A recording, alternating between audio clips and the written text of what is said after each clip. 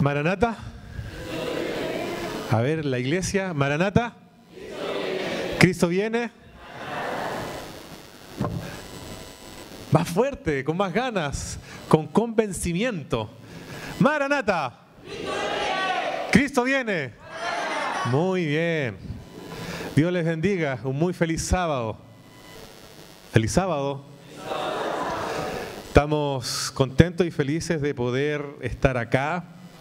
Un día y una conmemoración netamente de un aspecto bastante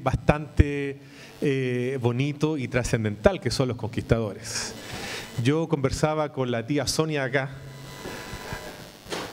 y yo le preguntaba cuántos años tendrá este club, porque yo me recuerdo que yo venía a este club cuando era más chico, así como ellos.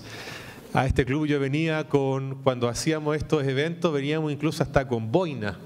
No sé, Sonia, si te acuerdas de ese momento y los más de experiencia, por no ocupar otra palabra.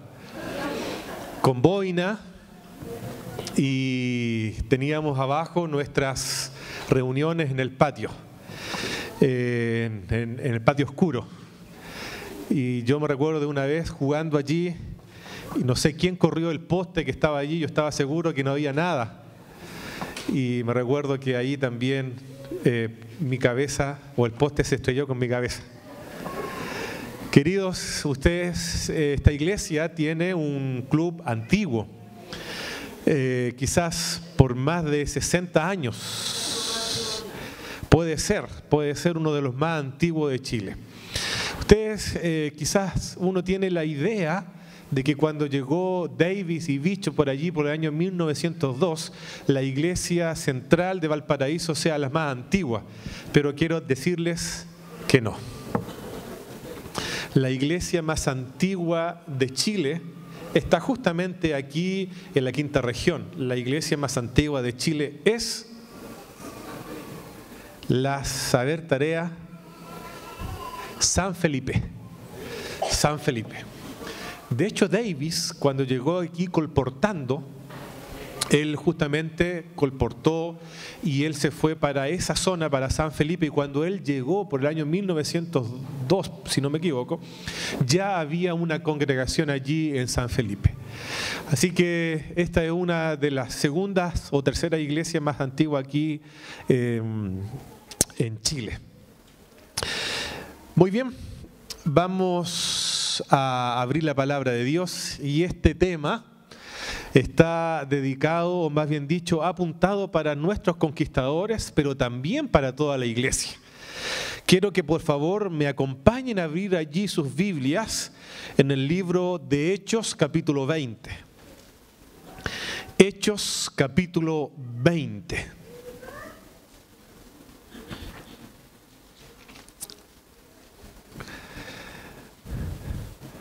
Por favor, abran sus Biblias o prendan sus Biblias en Hechos capítulo 20. Muy bien, y antes de leer, así como están, vamos nuevamente a inclinar nuestro rostro y vamos a orar. Oremos. Querido buen Jesús que estás en los cielos, Señor, muchas gracias te damos porque en tu gran misericordia, en tu amor, tú nos has traído hasta acá un día sábado más, pero sabemos, Señor, que es un sábado menos para tu segunda venida. Señor, hemos estado en nuestro trabajo, en casa, en los estudios, en diferentes labores que constituyen nuestra vida cotidiana. Pero hemos llegado acá, Señor, para tener un refrigerio con nuestros hermanos y también un solaz a través de tu palabra. Queremos, buen Padre, que tú puedas abstraernos de toda preocupación, de todo prejuicio, de todo problema, y tú, Señor, puedas hablar directamente a nuestra mente y corazón a través del Santo Espíritu. Que a través, Señor, de la lectura de tu palabra, tú puedas ser a través de tu palabra quien hable a nuestra mente.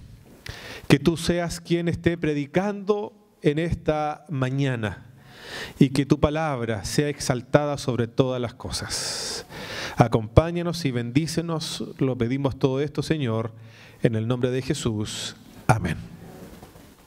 Hechos capítulo 19, verso 20. Como nosotros estudiamos en la escuela sabática, aquí nosotros nos encontramos bajo el contexto del tercer viaje misionero de Pablo. Y en el tercer viaje misionero de Pablo estudiábamos y comentábamos en la escuela sabática que había algo primordial y algo muy puntual, algo que encerraba algo diferente en los primeros dos viajes misioneros. Y hay alguna palabra que sin duda a nosotros nos indica que el tercer viaje misionero de Pablo era algo importantísimo. Y eso era la confirmación, la aseveración y la acimentación de lo que él ya había sembrado en años anteriores. Entonces aquí nosotros nos encontramos en Troas y nos encontramos especialmente con un joven. Y quiero leer la historia de Eutico junto a ustedes, que está a partir del capítulo 20, pero del verso 7 en adelante. Y dice así: el primer día de la semana, reunidos los discípulos para partir el pan, Pablo les enseñaba habiendo de salir al día siguiente. Y alargó el discurso hasta la medianoche. Y había muchas lámparas en el aposento alto donde estaban reunidos. Y un joven llamado Eutico, que estaba sentado en la ventana, rendido de un sueño profundo, por cuanto Pablo disertaba largamente, vencido del sueño, cayó del tercer piso abajo y fue levantado muerto. Entonces descendió Pablo rápidamente y se echó sobre él y abrazándole dijo: no alarméis, pues está vivo. Después de haber subido al tercer piso, partió el pan y comió y habló largamente hasta el alba, y así salió. Y entonces llevaron al joven ahora vivo y fueron grandemente, ¿qué cosa? Consolados. Aquí nosotros nos encontramos con una historia peculiar, particular, donde quizás las maestras de escuela sabática nos enseñaban incluso hasta un corito, ¿cierto? Eutico cayó. No lo voy a cantar ahora, por supuesto. Pero aquí nosotros también vemos algo que él estaba en un lugar que aparentemente y supuestamente no es para estar. ¿Qué era qué cosa? La ventana. Y si ustedes tienen la oportunidad de leer el comentario bíblico cuando se refiere a esta situación, dice que los estudiosos, los arqueólogos bíblicos se encontraron que cuando ellos fueron a Troas, de hecho se llamaba Alejandría de Troas, ellos en Troas encontraron varias ruinas. Y en esas ruinas encontraron grandes edificios, encontraron baños públicos, encontraron lugares donde la gente se reunía, lo más probable que eran teatros, pero la particularidad que encontraron en estas construcciones, se encontraron que las construcciones al edificarlas eran bastante anchas, o sea, eran paredes anchas. Entonces, de allí nosotros podemos inferir que Eutico podía perfectamente sentarse ¿dónde? En la ventana, porque las construcciones eran anchas. Porque si nosotros vemos ahora, sentarse en una ventana para escuchar una predicación o un sermón suele ser bastante incómodo. Entonces, por esa misma razón, Eutico se encontraba en un lugar cómodo, en un lugar que podía ser apto para poder alguien sentarse. Pero sin duda, las ventanas no son para sentarse, no son para estar. Las ventanas tienen otro propósito, tienen otra tarea. Y obviamente yo creo que a Eutico, como un buen joven, en algún momento le dijeron: Eutico, sale de ahí. Eutico, las ventanas no son para sentarse.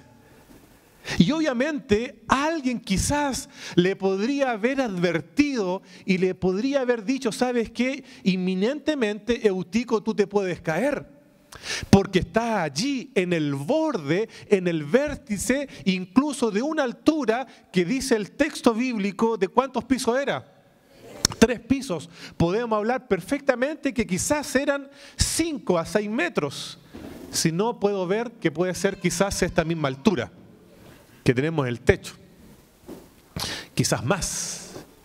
Pero queridos, los descuidos en la vida cotidiana pueden ser catastróficos. Los descuidos en la vida, como pasó con Eutico, pueden ser incluso mortales. De hecho, hay descuidos en la vida que puede ser peligroso.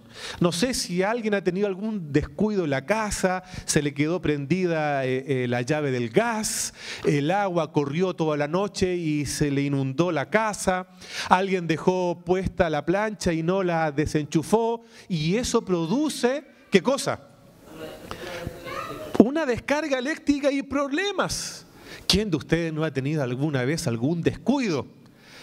Se le hizo tirar algo, se le quebró algo, pasó y echó abajo quizás algo de cristal. Los descuidos en la vida cotidiana pueden ser peligrosos, incluso hasta mortales. Nosotros hemos visto, quizás usted tiene alguna experiencia de dejar quizás a un niño pequeño descuidado por un segundo y la vida puede ser acabada hasta allí. El niño puede caerse, puede ahogarse, y quizás uno puede decir: si fue solamente un minuto, un segundo, y me descuidé, y las consecuencias pueden ser fatales. Queridos, así también en la vida espiritual, los descuidos en la vida espiritual también pueden ser mortales. También pueden ser peligrosos. También pueden ser cosas que aparentemente no sucede nada, pero un descuido en la vida espiritual puede ser mortal, y eso sí que es peligroso, porque perder la vida eterna por un descuido, sin duda, eso es lo que nosotros no queremos como cristianos y adventistas del séptimo día. Y quiero mencionarles cinco principios junto a mis jóvenes conquistadores de descuidos en la vida espiritual, de descuidos que pueden ser fatales, descuidos que sin duda le costó la vida a Eutico, a un joven, que él pensaba que él no podía pasar por aquello, pero sin duda pasó. En primer lugar, Eutico estaba no cerca de la ventana, sino estaba ¿dónde? En la ventana. Y un descuido de Eutico le costó caro. Él se quedó dormido. Y generalmente cuando hay descuidos en la vida espiritual, uno no cae de la ventana hacia adentro, sino uno cae ¿dónde? Hacia afuera. Ustedes saben que me refiero a que cuando uno se descuida en la vida espiritual, generalmente uno no cae para adentro de la iglesia. Uno cae ¿para dónde? Para afuera de esta.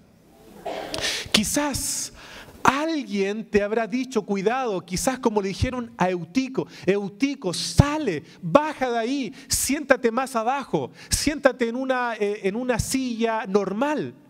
Le llamaron la atención, le dijeron que era peligroso, pero quizás fue testarudo, quizás fue porfiado, no obedeció.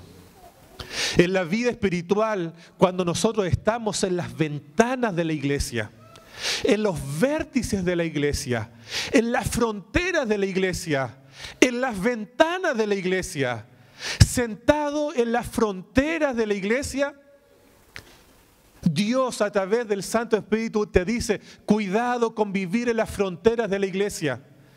Porque las fronteras, las ventanas, los vértices no son para vivir. No son para un cristiano. No son para un adventista del séptimo día. Vivir en las circunferencias de Sion es peligroso. ¿Saben por qué? Porque cualquier descuido, así como pasó con Eutico, tú te puedes caer ¿para dónde? Para afuera. Cualquier descuido cuando nosotros estamos en los vértices de la iglesia, a veces polulando hacia adentro y hacia afuera, un descuido en tu vida espiritual puede causarte la muerte espiritual. Quizás uno puede mencionar y decir, Señor, ¿por qué me pasan las cosas a mí? Si fue una vez, no voy a hacerlo más. Quizás te haces preguntas, Señor, ¿por qué? ¿Por qué yo estoy así? ¿Sabes por qué? Porque a veces cuando vivimos en las fronteras, cuando vivimos en los vértices, en las ventanas de la iglesia, cualquier descuido, tú puedes caer y salir de la iglesia, como pasó con Eutico. Eutico no cayó hacia adentro, cayó ¿para dónde? Para afuera. Este hombre fue porfiado, fue testarudo, no oyó, no escuchó a los mayores, no escuchó las advertencias. Asimismo pasa con aquellos adventistas que viven en las fronteras de la iglesia, en los vértices, en los bordes, alrededor de Sion. No escuchan las advertencias, no escuchan las amonestaciones, no escuchan que Cristo viene pronto. Y de igual manera siguen viviendo ¿dónde? En las fronteras. Y quiero que no pierdan, por favor, este texto. Por favor, no pierdan el texto. Pónganle un marcador porque este texto va a ser nuestro texto guía, clave. Por favor, acompáñenme al libro de Jueces. Jueces capítulo 10. Jueces capítulo 10.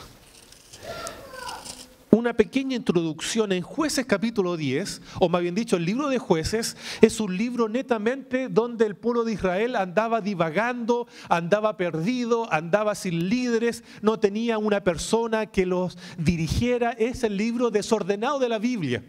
¿A qué me refiero? De que cada uno hacía como bien le parecía. Esa es la característica de este libro. Y cuando el pueblo de Israel era preso, era cautivo, era esclavo de otro pueblo, ellos recién se acordaban de Dios y pedían a Dios. Y Dios dice que levantaba un libertador y este hacía como caudillo, como líder. Y obviamente vemos en este libro a Jefté, a Sansón, a Débora, a Gedeón, que de vez en cuando Dios levantaba a un líder y liberaba al pueblo. Y el texto del capítulo 10 era justamente lo mismo. Ellos habían desobedecido a Dios y ellos cuando estaban presos, cuando estaban cautivos, ellos pidieron a Dios y le dijeron, Señor, líbranos, por favor. Y mire lo que dice Jueces capítulo 10, verso 11. Dice así.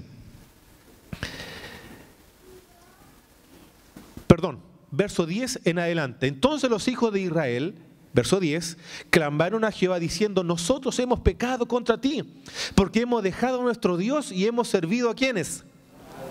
Y Jehová respondió a los hijos de Israel, ¿no habéis sido oprimidos en Egipto de los amorreos, de los amonitas y de los filisteos, de los de Sidón, de Amalec y de Maón? Y clamando a mí, no os libré de sus manos, mas vosotros me habéis dejado y habéis servido a dioses ajenos. Por tanto, ¿qué dice el texto bíblico? Por tanto, yo no voy a librarlos más. ¿Se imaginan, queridos, una respuesta del Señor? De decirle, Señor, ayúdame, ayúdame en mis cosas, perdóname. líbrame. Y la respuesta del Señor, ¿cuál fue en el texto? ¿Cuál fue? Yo no voy a librarnos, ¿qué cosa? Más. ¿Se imaginan una respuesta así del Señor?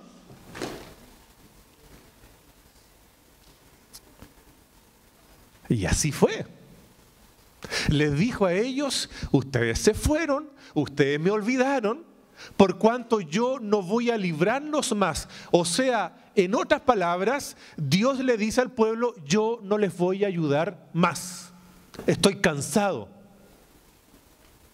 Ustedes son porfiados, desobedientes, idólatras. ¿Se imagina una respuesta así del Señor? Que tú clamas a Él y dices, ¿sabes qué? Y pon tu nombre. Un nombre genérico yo voy a poner, ¿no? Juan, no te voy a ayudar más. Hasta aquí nomás llegamos. Ya te he ayudado mucho. Te he librado de las drogas, te he sacado de esto, otra, te he perdonado, te he ayudado, te he dado bendición, te he dado prosperidad. Y sabes que ahora que tú me vienes con ese problema, yo no te voy a ayudar más. ¿Se imaginan una respuesta así del Señor? Quizás no entra en nuestra cabeza, pero así fue. ¿Pero por qué Dios actuó así? ¿Por qué Dios le dio esa respuesta? ¿Saben por qué? Está en el verso 15. Y los hijos, 10:15, y los hijos de Israel respondieron a Jehová, hemos pecado, haz tú con nosotros como bien te parezca, solo te rogamos que nos libres en este día. Y el verso 16, y quitaron de entre sí los dioses ajenos y sirvieron a Jehová, y él fue angustiado a causa de la aflicción. ¿De qué cosa? ¿Cuál es la respuesta a todo esto? ¿Saben cuál es la respuesta? ¿Por qué Dios los ayudó? No dio esa respuesta. ¿Saben por qué? Escúchame bien. Porque el pueblo de Israel sabía lo que tenía que hacer. No era una respuesta del Señor, no era que Dios no los ayudaba o no quería ayudarlos, sino que lo que pasaba, que ellos sabían que tenían que dejar de lado, ¿qué cosa? En el verso 15, los dioses ajenos, los baales, lo que impedía ver la presencia del Señor.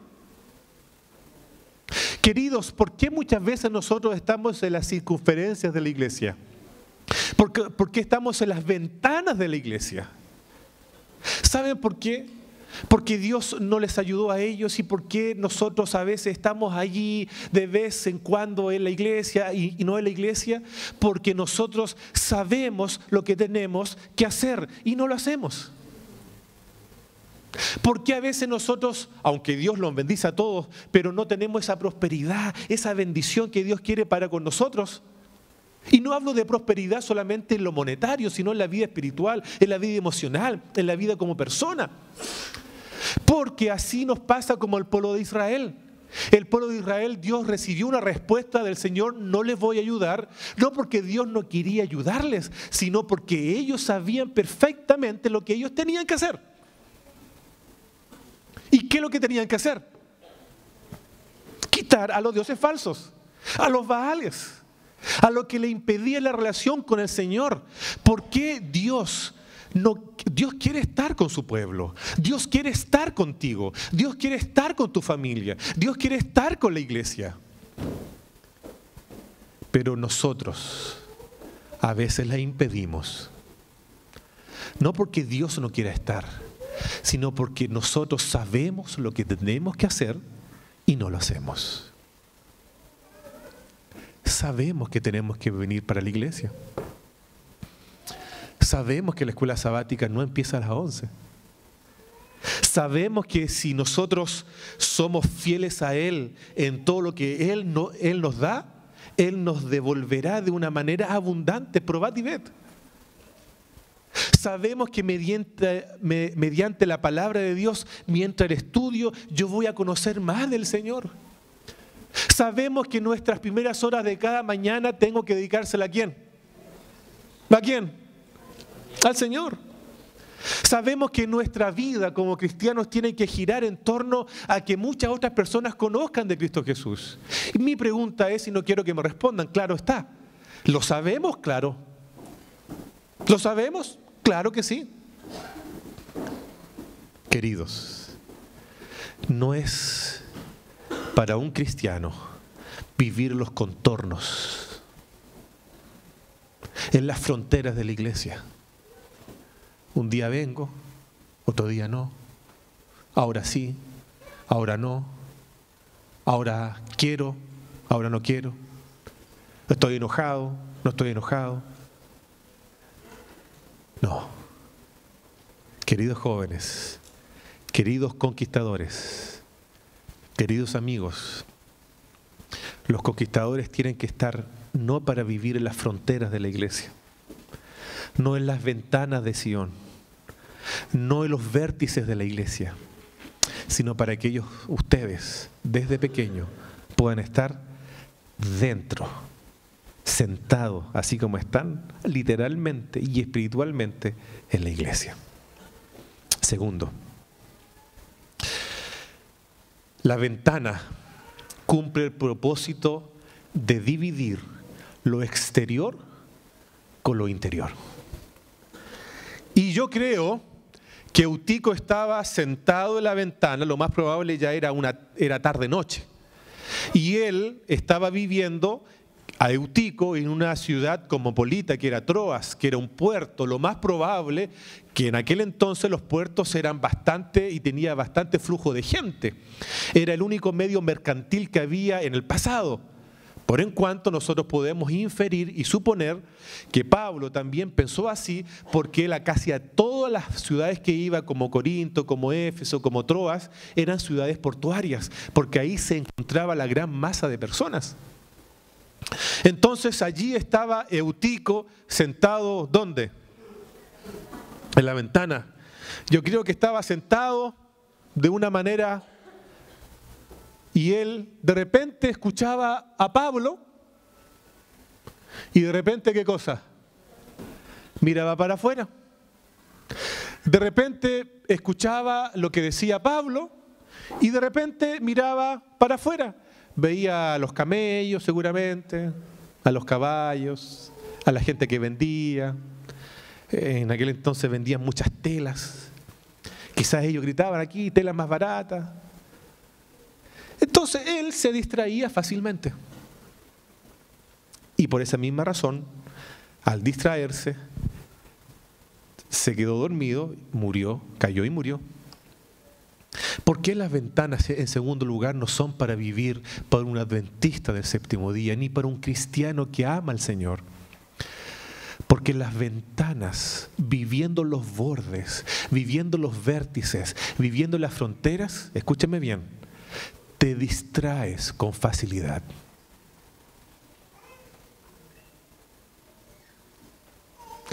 Te distraes con facilidad. Te distraes con facilidad. Porque un rato miro para afuera y otro rato ¿para dónde? Para adentro. Un rato miro lo que pasa hacia el exterior y otro rato miro ¿para dónde? Queridos, para los que profesan ser hijos de Dios, vivir en las fronteras, en las ventanas de la iglesia es peligroso porque causa el mismo efecto. Te distraes fácilmente mirándolo de afuera, mirando lo que está fuera de la iglesia. Su ropa, la música, la forma de administrar la iglesia. Y a veces es más. Tanto miras para afuera que cuando quieres entrar no te das cuenta de que vienes de la misma forma como el mundo se viste, literal y espiritualmente, y tratas de que eso pueda ser ¿dónde? Aceptado dentro. Y eso no corresponde. Porque lo exterior tiene un manejo y sabemos quién maneja todo lo exterior, pero quien maneja lo interior es Cristo Jesús. Y tenemos que nosotros lidiar, luchar para que lo interior quede y sea lo más preciso, veredicto, puro, consagrado a lo que dice la palabra de Dios, lo que dice la sierva de Dios, la hermana Juá y la profeta nuestra, y a lo que realmente nosotros tenemos que comportarnos como iglesia. No, si yo creo que la iglesia tiene que cambiar, está mal.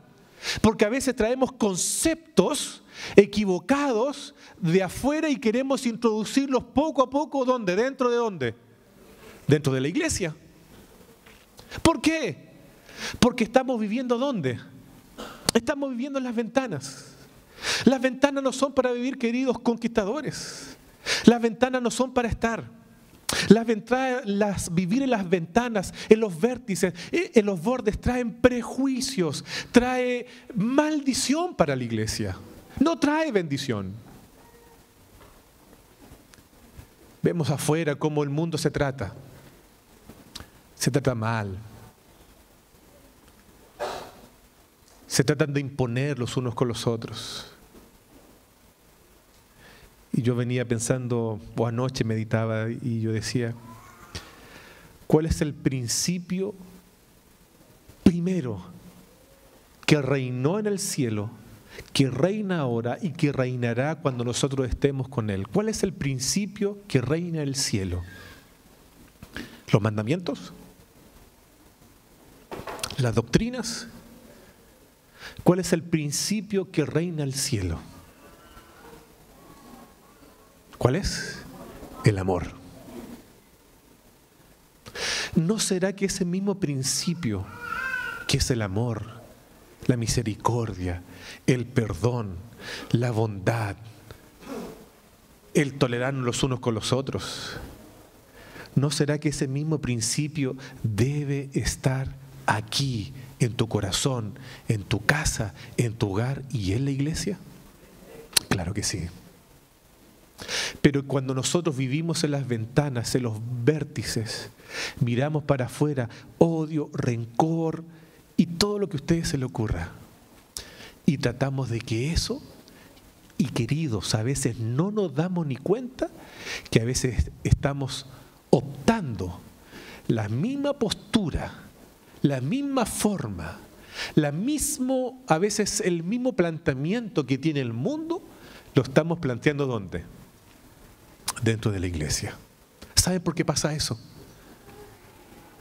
Porque se está viviendo ¿dónde? En las ventanas. Queridos, y repito el paradigma, las ventanas no son para vivir. Las ventanas no son para estar. Las ventanas no son para quien piensa ir al cielo. Tercero, la imprudencia. La imprudencia fue uno de los factores que Eutico, este joven, tuvo y fue mortal. La imprudencia y se quedó dormido. En la Biblia también hay personas que se quedaron dormidas y fue fatal. Las vírgenes. ¿Cuántas vírgenes tenían lámpara? Las 10. ¿Cuántas vírgenes tenían aceite? Las 10. ¿Cuántas vírgenes esperaban al esposo? Las 10. ¿Cuántas vírgenes se durmieron? Las 10. ¿Cuántas vírgenes se despertaron? Las 10. Pero ¿cuántas vírgenes entraron? 5. El tema es que se durmieron. El tema es que se durmieron. Pero estas 5 sensatas tenían una doble porción. ¿De qué cosa? del Espíritu Santo, del aceite. Y ellas sabían, entendían que esa doble porción le iba a servir en el tiempo final antes que venga Cristo Jesús. Los apóstoles, Pedro, Santiago y Juan, cuando le dijo, vayamos, vamos, oren conmigo porque mi alma se aflige hasta la muerte. Y fueron al huerto de Getsemaní, Pedro, Santiago y Juan, ¿cómo los encontró Jesús cuando él volvió de hablar con el Padre o de orar con el Padre? Durmiendo. Fue por segunda vez y cuando volvió, ¿cómo los encontró? Fue por tercera vez incluso y cuando volvió, ¿cómo los encontró? Durmiendo. Él dijo, ya, duerman ya, porque la venida del hombre, la entrega del Hijo del Hombre ya está cerca. Queridos, la imprudencia en la vida cristiana, o lo peor que podemos nosotros tener en la vida cristiana, es poder dormir en la vida cristiana. Y cuando uno duerme, no sabe qué acontece, no sabe qué sucede, no sabe qué pasa. Muchos de los que están acá presentes, yo sé que tienen el sueño muy profundo, que tienen que poner la alarma a las 6, por si acaso a las 6:10, por si acaso a las 6:20 y por si acaso a las 6:30. No voy a decir quién, pero es muy profundo el sueño. ¿Por qué se ríe usted? Queridos, el que está despierto no sabe lo que sucede, no sabe lo que tiene. No sabe lo que pasa a su alrededor. Por esa misma razón, cuando Dios habla en el libro de Mateo que el ladrón viene en la noche y así yo también vendré como ladrón en la noche, no está refiriéndose que a Dios viene en la noche, sino se está refiriendo al hecho que viene en la noche porque uno duerme y uno no se da cuenta de lo que sucede. Queridos, Dios vendrá. Y vendrá pronto. Y si nosotros no estamos despiertos, no nos daremos cuenta la situación que sucede. Y con esto ligo el cuarto principio. El cuarto principio es que a pesar de que este hombre Eutico estaba allí, no se percataba lo que sucedía. ¿Cómo, pastor? No, porque ¿cuánta gente había en el tercer piso? ¿Mucha o poca? Mucha. ¿Saben por qué muchas? Porque dice que habían ¿cuántas lámparas? Muchas lámparas.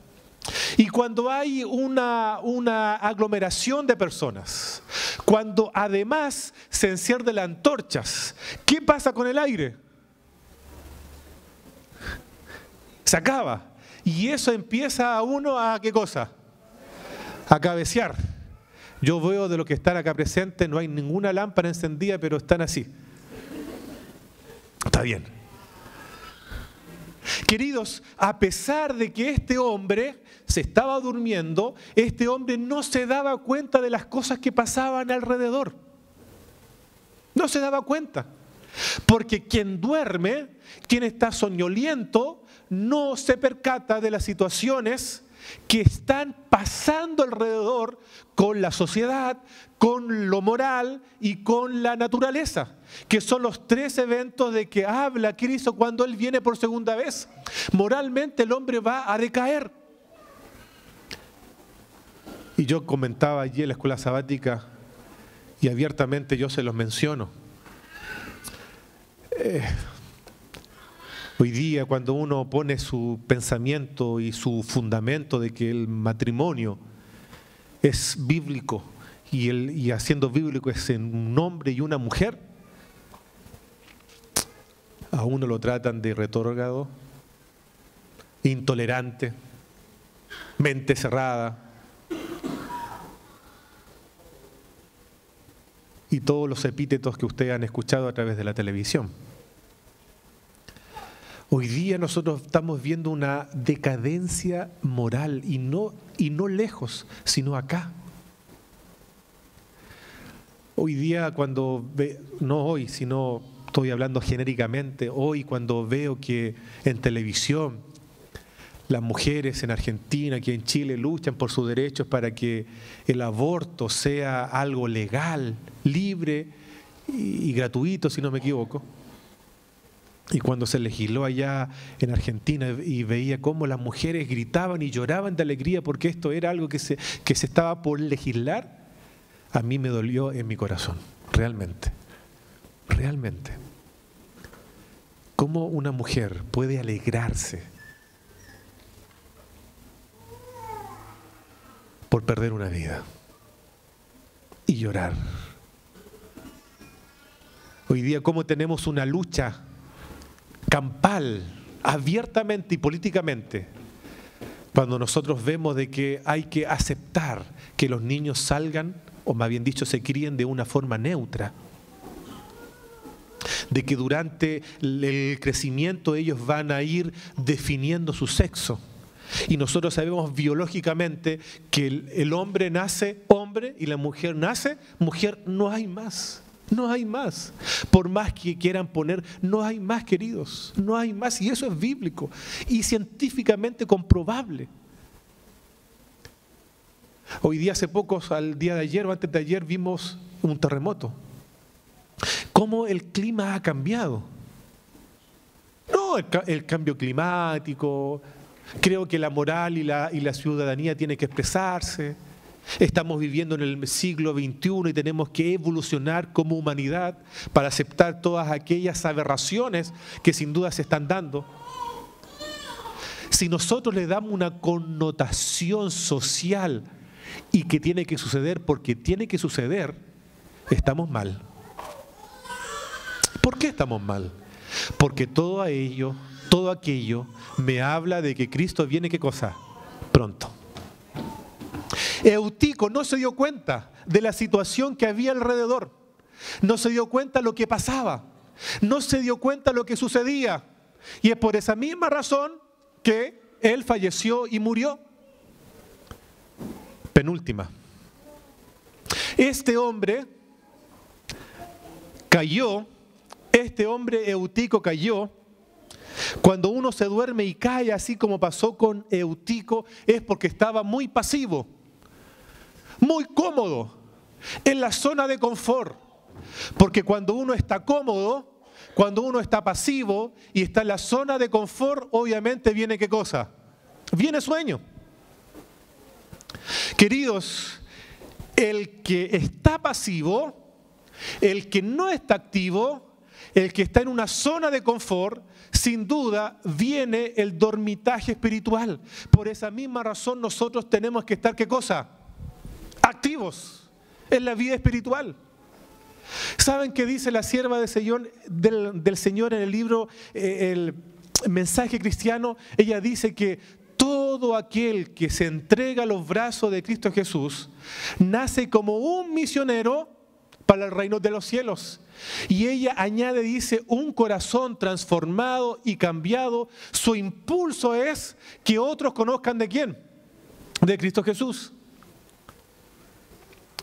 Porque mientras más estemos activos, es muy difícil que nosotros podamos dormir. Porque la actividad es muy difícil que tú y yo podamos dormir. Es muy difícil que en una carrera de 100 metros o de largo aliento, o de 15K o de 20K, te dé sueño. Difícil, porque el organismo está ¿qué cosa? En función. De hecho, los que han jugado fútbol, a la pelota o hacen un deporte, ya tarde en la noche uno se baña, se ducha y cuando se va a dormir, cuesta que uno se quede dormido. ¿Por qué? Porque el cuerpo todavía está ¿en qué cosa? Las endorfinas todavía están en movimiento. Queridos, si nosotros estamos en movimiento en la vida espiritual, es muy difícil dormir. Es muy difícil no darse cuenta de las situaciones que ocurren alrededor. Queridos amigos, Dios quiere que nosotros podamos estar activos en la vida cristiana. ¿Saben por qué? Porque el que no trabaja, da trabajo.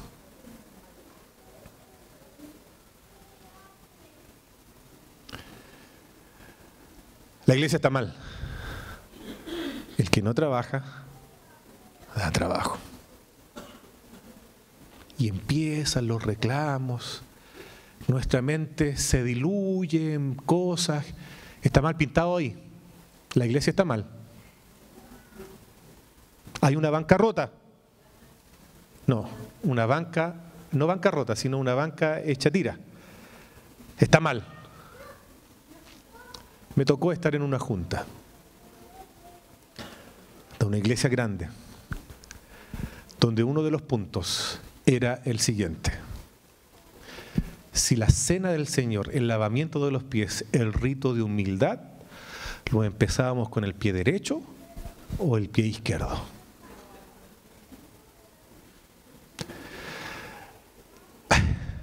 Ustedes se ríen, pero... Y el que estaba a favor, no, el que la derecha de mi padre, los de la derecha, dice el Señor. Entiéndame, no estoy hablando de la política, sino estoy hablando de que la derecha se está en la Biblia. Aquí el Señor, ¿dónde se fue al cielo cuando Dios entró al lado de su Padre? ¿Dónde está? A la diestra del Padre. Entonces tenemos que empezar con el pie derecho.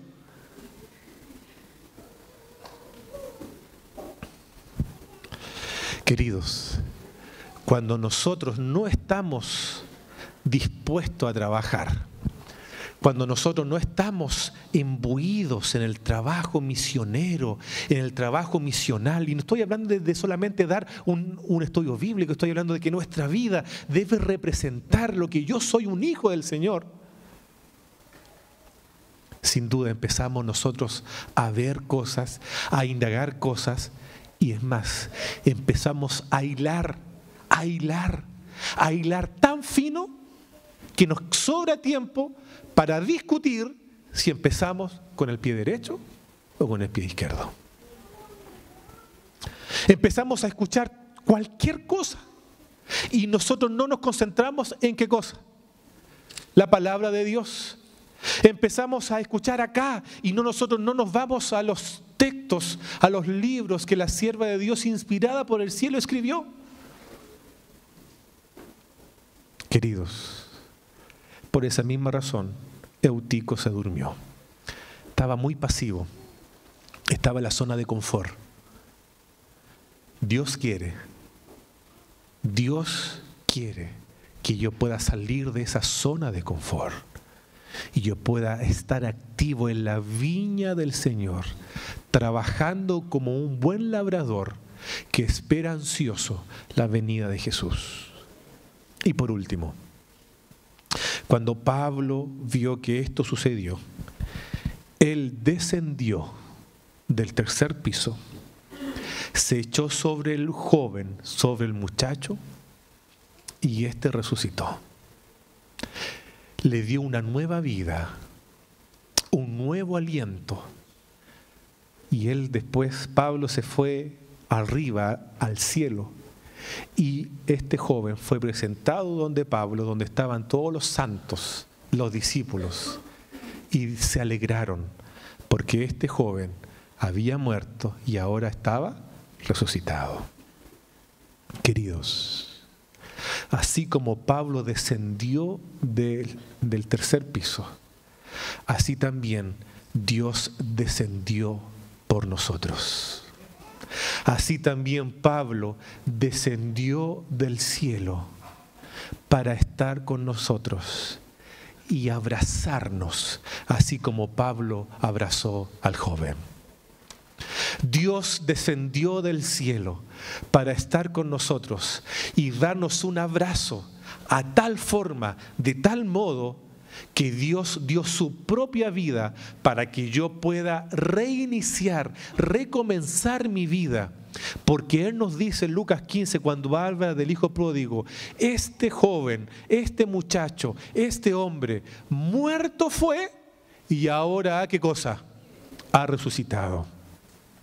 Queridos, la única forma en la vida cristiana, en la vida de la iglesia, de que nosotros podamos recomenzar con Cristo Jesús, reiniciar con Él, hacer todo de nuevo, dejar todo atrás y olvidarme de lo que pasó, es solamente aceptando el abrazo misericordioso y perdonador de Jesús.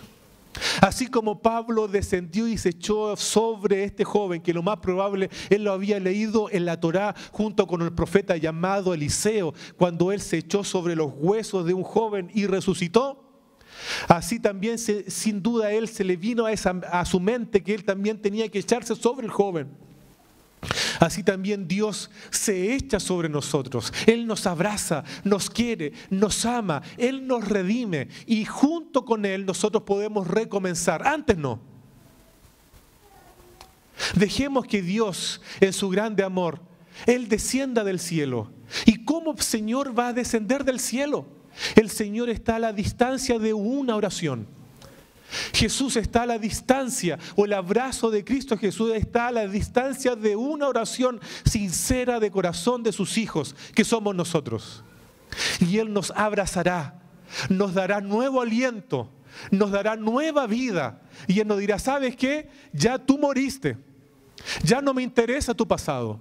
No me interesa lo que tú eras, no me interesa lo que tú hiciste, me interesa ahora que tú caminemos juntos, vayamos juntos, que en esta caminata andemos de la mano con Cristo Jesús para pronto llegar al cielo. Y es más, cuando Pablo ascendió al cielo, al tercer piso,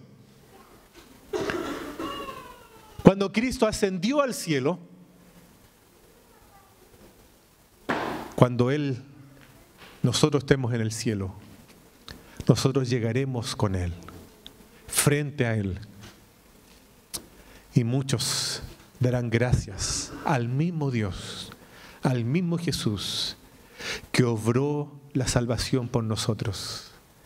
Y así como Pablo se alegró con todos los que estaban allí, con todos los santos, porque este joven había muerto, sin duda en el cielo, la sierva de Dios dice que habrá muchas sorpresas. ¿Dónde? Ella en el cielo. Porque hay personas que quizás no pensábamos que iban a estar allí, y van a estar. Y van a estar solamente porque ellos han aceptado la gracia perdonadora y restauradora de Cristo Jesús. Queridos conquistadores, queridos hermanos, aceptemos el abrazo de Cristo. Aceptemos el abrazo de Cristo Jesús, que descendió del cielo para estar contigo. Y no estoy hablando a aquellas personas que quizás todavía no se bautizan. En este momento le estoy hablando de nosotros, que estamos y somos parte de la iglesia que está militando, la iglesia adventista.